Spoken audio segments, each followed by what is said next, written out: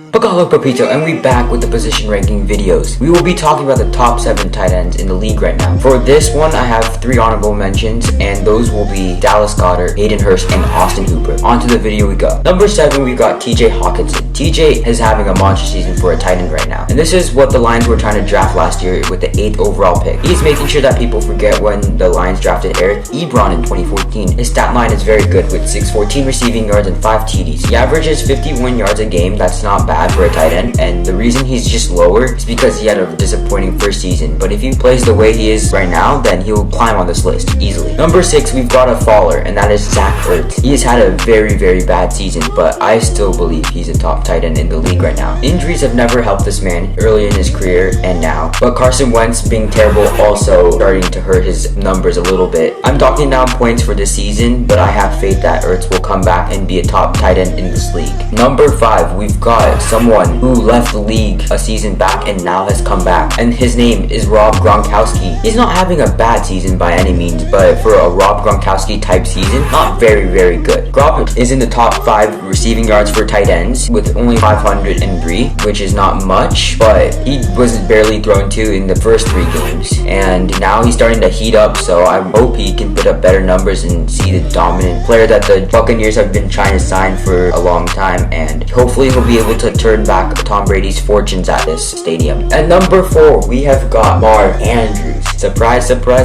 Mark Andrews is a top 5 tight end in the league. His numbers have fallen off a little bit, but again, he is playing with a quarterback who doesn't really pass for a lot of yardage. Last season, Lamar Jackson only passed for 3,168 yards, which is not great. And this year, Lamar Jackson has very average passing totals, which again is terrible, but his stats still read 468 receiving yards with 6 TDs and 45.4 yards a game. That's not too bad considering the circumstances Andrew's in, but I mean, he's had a better last season, and hopefully we'll see more out of him because Hollywood Brown has not lived up to the billing, and Dez Bryant has not really been good, so hopefully Mark Andrews gets more targets and we'll see him climb on this list, but it'll be very hard to because these top 3 are very good. Number 3, Darren Waller has been very good. Darren Waller has past 2 seasons have been crazy, and he's been the main offensive weapon in the Raiders team. Last week he got 200 receiving yards, and he currently has 742 receiving yards and 7 TDs, which shatters his last season's total of 3 TDs. That's really good. He will be called upon more these next few weeks because the Raiders have to fight for their playoff spot, and they need to have a big shot if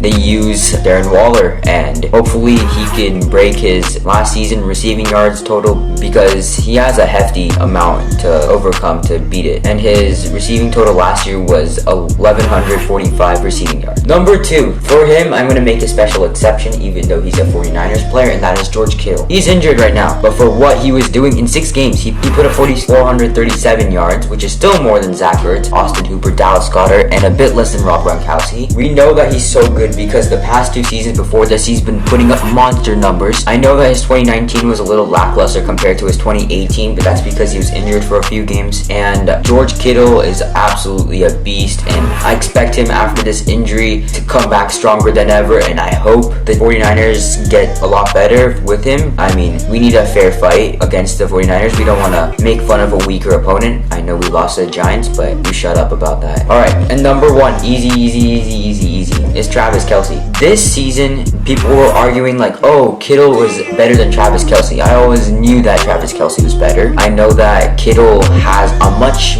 less competent QBs to work with in Garoppolo and Mullins, but Kelce is putting up monster numbers. Even when they have Tyreek Hill to separate the targets a little bit, Travis Kelce's been so good. He's second in the entire league, not just tight ends, the entire league with 1,114 yards and 8 receiving touchdowns. Patrick Mahomes is rating him as the Offensive Player of the Year award, which is crazy. He still has 4 more games with the best QB in the league, so his stats would be crazy. I'm projecting him to have at least 1,400 yards with 11 touchdowns in 16 games, which are almost impossible for a tight end, but on the way he's going right now, he can easily do this. Thank you so much for watching this video. We are on the road to 30 subscribers, and we wouldn't be here thanks to all of you who support this channel, and peace.